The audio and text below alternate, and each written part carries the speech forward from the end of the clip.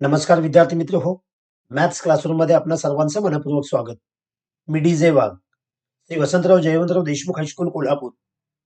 आज आपण 10th maths 2 मधील 5th chapter coordinate geometry continue करीत आहोत.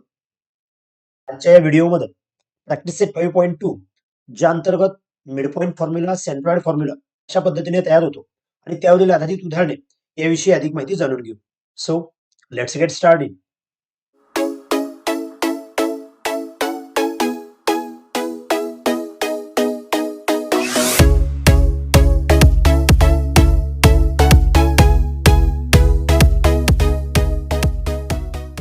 ओके स्टुडंट्स, यापूर्वीच्या व्हिडिओमध्ये आपण सेक्शन फॉर्म्युला म्हणजे काय ते पाहिलेलं आहे.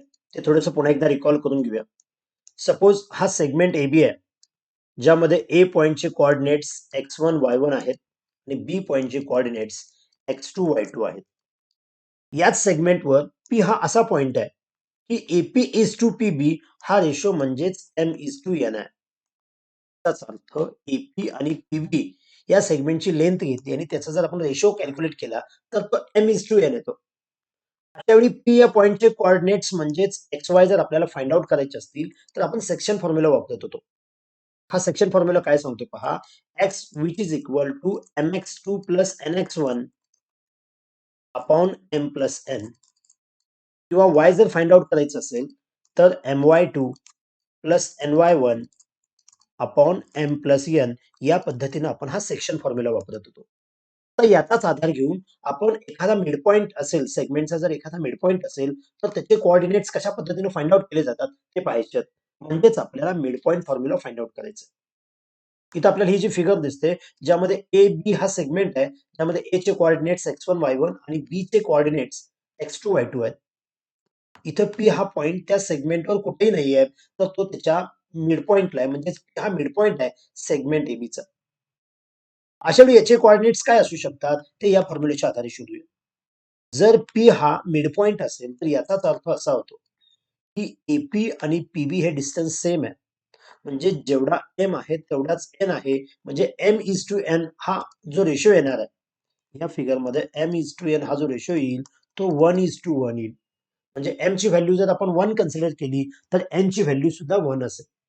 तर याच व्हॅल्यू जर आपण इथे सबस्टिट्यूट केल्या तर काय होईल पहा, एम ची व्हॅल्यू आपण 1 सबस्टिट्यूट करतोय, 1 into x2 plus 1 into x1 upon m plus n, that is means 1 plus 1, म्हणजेच इथं x2 प्लस x1 अपॉन 2 या पद्धतीनं हा x ची व्हॅल्यू मिळेल. किंवा इथं y ची व्हॅल्यू फाइंड आउट करत असताना 1 into y2 plus 1 into y1 upon m plus n, that is means 1 plus 1 होईल. म्हणजेच पुढे सॉल्व्ह करत गेलो तर 1 into y2 that is means y2 plus y1 upon 2, म्हणजे y चे कोऑर्डिनेट्स आणि x चे कोऑर्डिनेट्स मिळाले, म्हणजेच हा जो पॉइंट P आहे त्याचे कोऑर्डिनेट्स मिळाले. ही जी x ची व्हॅल्यू आहे म्हणजे याचा x कोऑर्डिनेट आणि ही जी y ची व्हॅल्यू म्हणजे याचा y कोऑर्डिनेट. म्हणजे जर एखाद्या सेगमेंटचे एंड पॉइंट्स x1 y1 आणि x2 y2 असे असतील तर त्याचा जो मिड पॉइंट असणार आहे त्याचा x coordinate x1 plus x2 upon 2 आणि y coordinate y1 plus y2 upon 2 यामध्ये क्रम बदलला तरी काही फरक पडत नाही. म्हणून आपल्या पुस्तकामध्ये हा जो नियम सांगितलेला आहे तो काय सांगितलाय पहा, coordinates of mid point P are x1 plus x2 upon 2 and y1 plus y2 upon 2, म्हणजे हा x कोऑर्डिनेट आणि हा y कोऑर्डिनेट, यालाच आपण मिड पॉइंट फॉर्म्युला असं म्हणतो. याच फॉर्म्युल्याचा आधार घेऊन आपण पुढचा एक फॉर्म्युला समजावून घ्यायचा आहे, तो म्हणजे सेंट्रॉइड फॉर्म्युला. त्यासाठी सेंट्रॉइड म्हणजे काय ते थोडंसं रिकॉल करून घेऊया. सपोज हा कोणत्याही टाईपचा एक ट्रायंगल आहे. आपण सेंट्रॉइडच्या अगोदर मीडियन ही कन्सेप्ट शिकलेला आहे. ट्रायंगलचा व्हर्टेक्स आणि त्याच्या अपोजिट साइडचा मिड पॉइंट यांना जोडणारा जो सेगमेंट असतो त्याला आपण मीडियन असं म्हणतो. The line segment joining two the vertex and the mid point of opposite side is non as the median.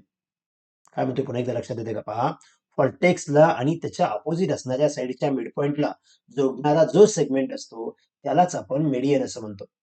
Suppose हा ट्रायंगल एबीसी आहे, त्यामध्ये डी हा साइड बीसीचा मिड पॉइंट आहे, ई हा साइड एसीचा मिड पॉइंट आहे आणि एफ हा side एबीचा mid point आहे.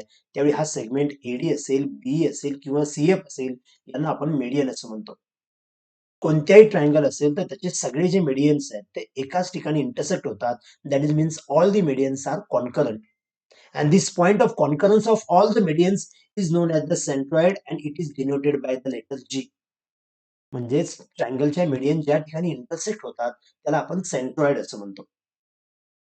म्हणजेच आता हा जो ट्रायंगल इथे एबीसी आपल्याला दिलेला आहे, ज्यामध्ये ए चे कोऑर्डिनेट्स x1 y1, बी चे कोऑर्डिनेट्स x2 y2 आणि सी चे कोऑर्डिनेट्स x3 y3 आहेत. याच्या आधारे आपल्याला या ट्रायंगलचा जो सेंट्रॉइड जी असेल, म्हणजेच एक्स आणि वाय याचे व्हॅल्यू फाइंड आउट करायचे आहेत, म्हणजे जी पॉइंटचे कोऑर्डिनेट्स फाइंड आउट करायचे आहेत या एबीसी पॉइंटच्या आधारे. आपण 8th स्टँडर्डला अशी एक कन्सेप्ट अजून शिकलेलो आहे पहा, की हा जो सेंट्रॉइड असतो तो या मेडियन्सला 2:1 या प्रपोर्शन मध्ये डिवाइड करतो. हे मेडियन्स 2:1 या प्रपोर्शन मध्ये डिवाइड होतात म्हणजे काय, 2 पार्ट हे व्हर्टेक्सकडे असतात आणि 1 पार्ट हा साइडकडे असतो. इथं बीजी कडे 2 पार्ट असतील, जीई कडे 1 पार्ट असेल, सीजी कडे 2 पार्ट असतील, एफजी कडे 1 पार्ट असेल. म्हणजेच या फिगर मध्ये जर पाहिलं तर आपल्याला एजी इज टू जीडी म्हणजेच 2:1 या प्रपोर्शन मध्ये मिळतं. जर आपण सेगमेंट एडीचा विचार केला, जर आपल्याला ए पॉइंटचे कोऑर्डिनेट्स माहित आहेत, जी डी चे जर मिळाले, तर आपण सेक्शन फॉर्म्युलाचा वापर करून m:n दॅट इज मीन्स 2:1 याचा वापर करून आपण जी चे व्हॅल्यू फाइंड आउट करू शकतो. मात्र त्यासाठी डी पॉइंटचे कोऑर्डिनेट्स माहित असणं गरजेचं आहे. मात्र डी हा जो पॉइंट आहे तो साइड बीसीचा मिड पॉइंट आहे. याचाच अर्थ मिड पॉइंट फॉर्म्युल्याच्या आधारे म्हणजेच बी आणि सी हे दोन एंड पॉइंट्स आणि त्याचा मिड पॉइंट डी, म्हणजे मिड पॉइंट फॉर्म्युल्याच्या आधारे आपण डी पॉइंट मिळवू शकतो आणि डी च्या आधारे जी पॉइंट मिळवू शकतो. आणि या पद्धतीनं जो जी मिळतो तो म्हणजे अशा पद्धतीने मिळतो, x which is equal to x1 plus x2 plus x3 upon 3 आणि जो y मिळतो तो म्हणजेच y1 plus y2 plus y3 upon 3 या पद्धतीने या x आणि y च्या व्हॅल्यू मिळतात. म्हणजे कशा पद्धतीने सॉल्व्ह करायची त्याची मेथड लक्षात येते का पहा. म्हणजे तुम्हाला सुरुवातीला डी पॉइंटचे कोऑर्डिनेट शोधायचे, त्यासाठी तो बीसीचा मिड पॉइंट आहे या पद्धतीचा वापर करू आणि नंतर जी हा पॉइंट जो एडी सेगमेंटवर 2:1 या प्रपोर्शन मध्ये डिवाइड करतोय त्यानुसार सेक्शन फॉर्म्युला वापरून आपण एक्स आणि वायच्या व्हॅल्यू मिळवल्या. म्हणजे याचं हे जे प्रूफ आहे ते आपल्या पुस्तकामध्ये दिलेलं आहे. अधिक माहितीसाठी तुम्ही ते पाहू शकता. म्हणजेच आपल्याला फक्त लक्षात ठेवायचं आहे की हा सेंट्रॉइड फॉर्म्युला म्हणजे काय. तर ट्रायंगलचे vertices x1 y1 x2 y2 आणि x3 y3 असतील, तर त्या ट्रायंगलचा जो सेंट्रॉइड असेल त्याचा एक्स कोऑर्डिनेट म्हणजेच x1 plus x2 plus x3 upon 3 आणि जो y कोऑर्डिनेट्स असेल तो म्हणजेच y1 plus y2 plus y3 upon 3 यालाच आपण सेंट्रॉइड फॉर्म्युला असं म्हणतो. म्हणजेच सेंट्रॉइड फॉर्म्युला आणि मिड पॉइंट फॉर्म्युला लक्षात ठेवत असताना त्याचे जे कोऑर्डिनेट्स आहेत त्याचे एव्हरेज काढल्यासारखं आहे. जसं की सेंट्रॉइड फॉर्म्युल्यामध्ये आपण 3 व्हर्टायसेस देतो म्हणून याला 3 डिवाइड केलेलं आहे आणि मिड पॉइंट फॉर्म्युल्यामध्ये 2च व्हर्टायसेस असतात त्यामुळे आपण दोघांचे एव्हरेज काढतो म्हणून 2 ने डिवाइड करतो. प्रत्यक्ष यावर आधारित असणारी उदाहरण पाहूया म्हणजे हे फॉर्म्युले लक्षात राहतील. फर्स्ट क्वेश्चन काय पहा. Find the coordinates of midpoint of the segment joining the points 22, 20 and 0, 16. तर इथं पॉइंटची नावं दिलेली नाहीयेत. इथं 2 पॉइंट आहेत त्याचे कोऑर्डिनेट्स दिलेले आहेत आणि या 2 पॉइंट्सना जोडणारा जो काही सेगमेंट असेल त्याच्या मिड पॉइंटची कोऑर्डिनेट्स आपल्याला फाइंड आउट करायचे. नावं दिली नसतील तर आपण डायरेक्ट त्याचे जे कोऑर्डिनेट्स आहेत त्याला x1 y1 आणि x2 y2 असं म्हणूया. म्हणजेच पहिला पॉइंट जो आहे 22, 20 याचाच अर्थ x1 हा 22 आहे आणि जो y1 आहे तो 20 आहे आणि सेकंड जो पॉइंट आहे त्यानुसार x2 हा 0 आहे आणि y2 जो आहे तो 16 आहे. आपल्याला मिड पॉइंटचे कोऑर्डिनेट शोधायचे आहेत त्यामुळे आपण इथे लिहूया therefore by mid point formula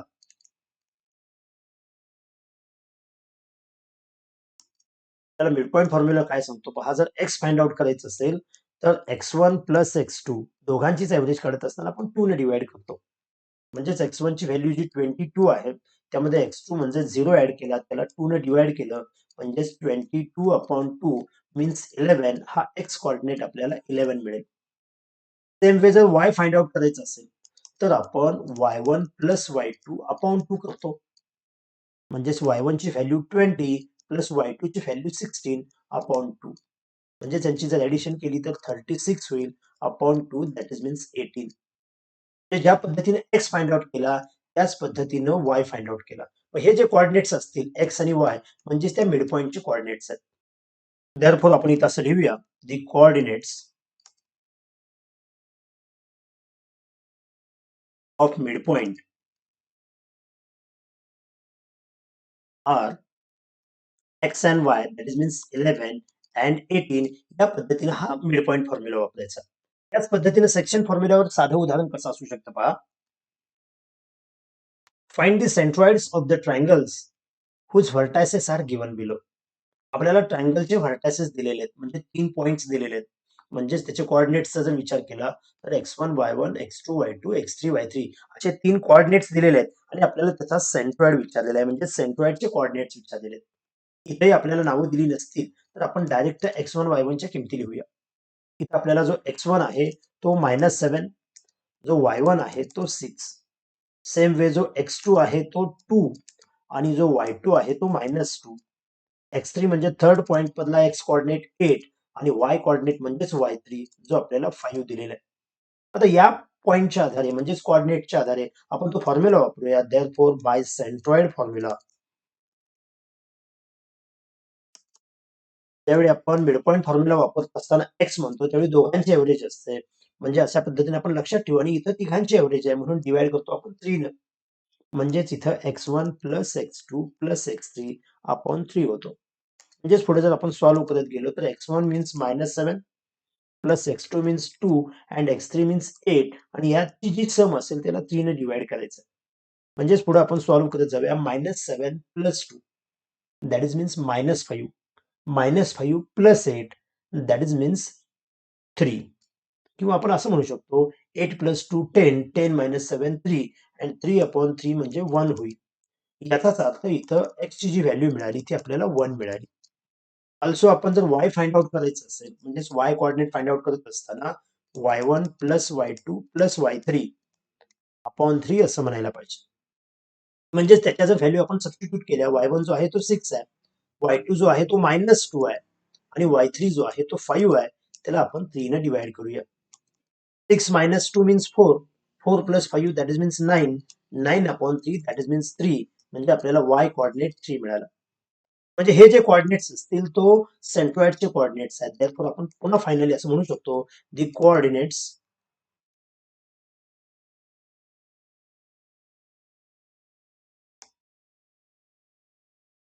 of centroid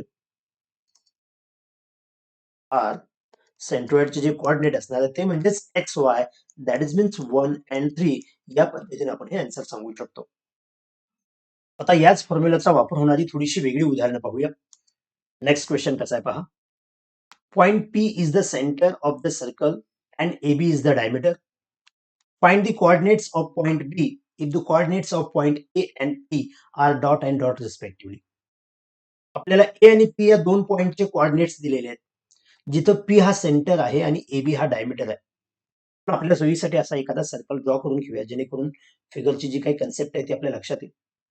आपल्याला सांगितलेलं आहे की AB हा डायमीटर आहे आणि P हा त्या सर्कलचा सेंटर आहे. P हा त्या सर्कलचा सेंटर आहे याचाच अर्थ P हा सेगमेंट एबीचा मिड पॉइंट आहे असं आपण म्हणू शकतो.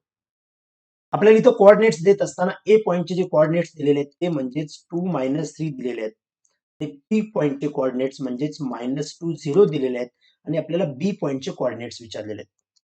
आपण ज्यावेळी मिड पॉइंट फॉर्म्युला वापरतो त्यावेळी जे एंड पॉइंट्स असतात सेगमेंटचे त्यातल्या एका पॉइंटचे जे कोऑर्डिनेट्स असतात त्याला आपण x1 y1 आणि दुसऱ्याचे जे कोऑर्डिनेट्स असतात त्याला आपण x2 y2 म्हणतो. त्याच्या आधारे आपण हा x आणि y म्हणजे मिड पॉइंटचे जे काही कोऑर्डिनेट्स असतात ते फाइंड आउट करतो. म्हणजेच इथं बी पॉइंट जो आहे त्याचे कोऑर्डिनेट्स म्हणजेच x2 y2 आपल्याला फाइंड आउट करायचे. म्हणजे हा एबी डायमीटर असल्यामुळे हा त्याचा मिड पॉइंट आहे हे असं सुरुवातीला आपल्याला म्हणायला पाहिजे. म्हणजे इथं सुरुवातीला दोन वाक्य लिहूया. Here in circle with centre P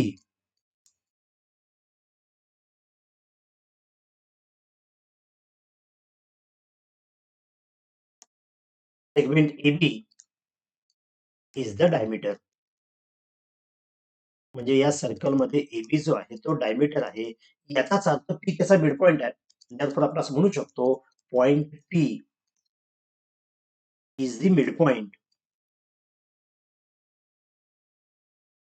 of segment AB. म्हणजे सेगमेंट AB चा P हा मिड पॉइंट आहे. म्हणजेच आपल्याला इथं आपण किमती लिहू शकतो. दॅट इज मीन्स हिअर आपण असं म्हणू शकतोय जो x1 असेल म्हणजेच तो 2 असेल, तो y1 असेल म्हणजेच -3 असेल. इथे आपल्याला x दिलेला जो आहे तो -2 आहे आणि y जो दिलाय तो 0 आहे. हा x1 y1 xy x2 y2 आणि आपल्याला x2 y2 फाइंड आउट करायचा आहे. Therefore, by midpoint formula,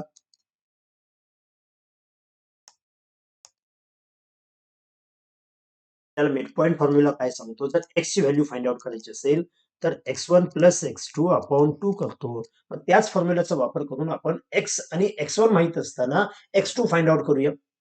आपल्याला जो x माहित आहे तो -2 आहे. x1 जो आहे तो 2 आहे आणि x2 फाइंड आउट करायचा आहे अपॉन 2. हा 2 जो डिवाइड आहे तो लेफ्ट साइड आल्यानंतर मल्टिप्लाय होईल. That is means 2 into -2 that is means -4 which is equal to 2 plus x2 होईल. हा +2 लेफ्ट साइड आला म्हणजे पुन्हा मायनस होईल. -4 -2 म्हणजे x2 होईल. म्हणजेच x2 ची जी व्हॅल्यू मिळणार आहे ती -6 मिळेल. देअरफॉर आपण इथे म्हणू शकतो जो x2 आहे तो -6 आला. याच पद्धतीने आपण जो y पॉइंट आहे तो सुद्धा फाइंड आउट करू शकतो. म्हणजे y पॉइंटच्या आधारे y2 फाइंड आउट करू शकतो. म्हणजे पुन्हा आपल्याला पुढे असं म्हणायला पाहिजे also y is equal to y1 plus y2 upon 2. तर आपल्याला जो y म्हणजेच हा दिलेला आहे तो पॉइंट 0 दिलेला आहे आणि y1 जो आहे तो -3 आहे. याच्या आधारे y2 जर सॉल्व्ह करायचं असेल, फाइंड आउट करायचं असेल तर पुढे सोडवत जाऊया. 2 लेफ्ट साइडला आल्यानंतर 2 0 0 is equal to -3 plus y2. म्हणजेच -3 पुन्हा लेफ्ट साइडला घेतला 0 प्लस 3 म्हणजेच फक्त 3 लिहूया इज इक्वल टू y2 म्हणजे आपल्याला y2 ची जी व्हॅल्यू मिळेल ती 3 मिळेल. म्हणजे x2 -6 मिळाला आणि y2 जो मिळाला तो म्हणजेच 3 मिळाला. मग हे बी पॉइंटचे कोऑर्डिनेट्स आहेत. आपल्याला तेच विचारलेलं आहे. Find the coordinates of point B. Therefore finally आपण असं म्हणू शकतो द कोऑर्डिनेट्स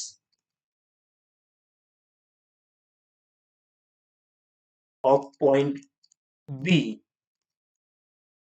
आर पहिला x कोऑर्डिनेट -6 आणि y कोऑर्डिनेट 3 असेल या पद्धतीने आपण सांगू शकतो. तर या उदाहरणामध्ये अगदी प्लेन आहे पहा लक्षात येते का? आपल्याला P हा मिड पॉइंट सांगितलेला आहे फक्त तो इनडायरेक्ट सांगितलेला आहे. P हा सेंटर आहे याचाच AB चा मिड पॉइंट आहे. तर त्याच्या आधारे आपण मिड पॉइंट फॉर्म्युला वापरला आणि आपल्याला एंड पॉइंट द्यायच्याऐवजी त्याचा एक पॉइंट दिलेला आहे आणि दुसरा पॉइंट आपण इथं फाइंड आउट केला. त्याच पद्धतीने सेंट्रॉइड फॉर्म्युलावर आधारित कसं उदाहरण असू शकतं. त्यासाठी नेक्स्ट क्वेश्चन पहा. A, B, and C are the coordinates of vertices of a triangle whose centroid is Z. Find H and K. इथं आपल्याला ABC चे जे कोऑर्डिनेट्स दिलेले आहेत त्यामध्ये A चा X कोऑर्डिनेट न देता तिथं H हे लेटर दिलेले आहेत आणि C चा Y कोऑर्डिनेट न देता तिथं K हे लेटर दिलेले आहेत आणि आपल्याला या दोन लेटरच्या ऐवजी इथं सेंट्रॉइडचे जे काही कोऑर्डिनेट्स आहेत ते सांगितलेले आहेत आणि आपल्याला H आणि K चे व्हॅल्यूज विचारलेले आहेत. आपल्याला इथं ट्रायंगलची नावं दिलेली आहेत म्हणजे त्याचे जे व्हर्टायसेस दिलेले आहेत ते सुरुवातीला इथे लिहून घेऊया. त्याचे जे कोऑर्डिनेट्स आहेत ते आपल्याला ए पॉइंट जो सांगितलाय तो म्हणजेच H-6, बी पॉइंट आहे 2 3 आणि जो सी पॉइंट आहे तो म्हणजेच -6K. ट्रायंगलचे जे 3 पॉइंट्स असतात त्यालाच आपण x1 y1 x2 y2 आणि x3 y3 या पद्धतीने त्याचे कोऑर्डिनेट्स पाहतो. म्हणजे हे कोऑर्डिनेट जर लिहिले x1 म्हणजेच H आहे, y1 म्हणजेच -6 आहे, x2 म्हणजे 2 आहे, y2 म्हणजे 3, x3 म्हणजे -6 आणि y3 म्हणजे k ह्या व्हॅल्यू आपण लिहूया. ऑल्सो इथं आपल्याला जो सेंट्रॉइड G आहे तो सांगितलेला आहे म्हणजेच 1 5 याचाच अर्थ x म्हणजे 1 आणि y म्हणजेच 5 हे आपल्याला माहित आहे. ट्रायंगलचे 3 व्हर्टायसेस आणि सेंट्रॉइडचे कोऑर्डिनेट्स दिलेले आहेत म्हणजेच आपण इथं सेंट्रॉइड फॉर्म्युला वापरू शकतो. देअरफॉर आपण डायरेक्ट लिहूया बाय सेंट्रॉइड फॉर्म्युला. आपण जर सेंट्रॉइड फॉर्म्युला वापरायचं म्हटलं तर x ची जी व्हॅल्यू फाइंड आउट करण्याचा फॉर्म्युला आहे तो म्हणजेच x1 plus x2 plus x3 upon 3 असं आपण म्हणू शकतो. मग या ज्या व्हॅल्यू आहेत ते इथे सबस्टिट्यूट करूया. x1 म्हणजेच h, x2 म्हणजे 2 आणि x3 म्हणजे -6. याला जेवढी 3 ने डिवाइड करू तेवढी हा x मिळेल. परंतु इथे याचं असल्यामुळं आपल्याला इथं x दिलेला आहे जो 1 आहे. म्हणजेच हे पुढे सॉल्व्ह करत असताना 3 हा लेफ्ट साइड आला 3 1 जा 3 आणि राइट साइडला सॉल्व्ह करत असताना h +2 -6 दॅट इज मीन्स -4 होईल. हा -4 जर लेफ्ट साइडला आला तर 3 + 4 which is equal to h होईल. म्हणजेच h याची जी व्हॅल्यू मिळेल ती आपल्याला 7 मिळेल. या पद्धतीने आपण h ची व्हॅल्यू फाइंड आउट केली. याच पद्धतीने जर आपण y ची व्हॅल्यू फाइंड आउट केली म्हणजेच y चा फॉर्म्युला लिहिला y is equal to y1 plus y2 plus y3 upon 3 तर आपल्याला इथं k ची व्हॅल्यू मिळू शकते. इथं y1 ची जी व्हॅल्यू आहे ती -6 आहे प्लस y2 ची व्हॅल्यू 3 आहे आणि y3 ची व्हॅल्यू k आहे upon 3 which is equal to y means 5. पुन्हा आपण इथे हा जो 3 आहे तो लेफ्ट साइडला घेऊया 5 3 जार 15 विच इज इक्वल टू हा -6 प्लस 3 दॅट इज मीन्स -3 होईल प्लस के आहेच. हा -3 जर लेफ्ट साइडला आला तर प्लस होईल that is means 15 plus 3 which is equal to k म्हणजेच 18 इज इक्वल टू के म्हणजे आपल्याला इथे के ची जी व्हॅल्यू मिळणार आहे ती 18 मिळणार. म्हणजे आपण 2 वेळा सेंट्रल फॉर्म्युला वापरला त्यानुसार आपल्याला एच आणि के च्या व्हॅल्यू मिळाल्या. दॅट इज मीन्स फायनली आपण असं म्हणू शकतो H is equal to 7 and K which is equal to 18. यानंतर अतिशय महत्वाचा हा नेक्स्ट क्वेश्चन पॅटर्न काय पहा. If A that is means 2010 and B 020 are given म्हणजे ए आणि बी हे दोन पॉइंटचे कोऑर्डिनेट्स दिलेले आहेत. Find the coordinates of the points which divide the segment AB into 5 congruent parts. आपल्याला हा जो सेगमेंट AB आहे ते 5 इक्वल पार्ट्स झालेले आहेत. म्हणजेच इथं 4 पॉइंट्स त्या सेगमेंटवर घ्यायला पाहिजेत जेणेकरून हा EP, PQ, QR, RS आणि SB हे पार्ट इक्वल होतील. अशा वेळी हे जे 4 पॉइंट आपण घेतलेले आहेत याचे कोऑर्डिनेट्स विचारलेले आहेत. म्हणजे आपण हे जर पॉइंट स्वतः कन्सिडर केले असतील PQRS तर सुरुवातीला ते लिहायला पाहिजे लेट पॉइंट PQRS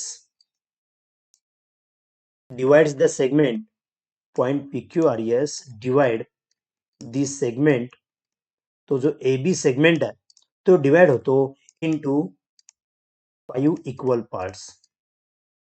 हे 5 इक्वल म्हणा किंवा कॉन्ग्रंट पार्ट्स या पद्धतीने हे पॉइंट्स आहेत. तर आपल्याला ह्या प्रत्येक पॉइंटचा कोऑर्डिनेट फाइंड आउट करायचा आहे.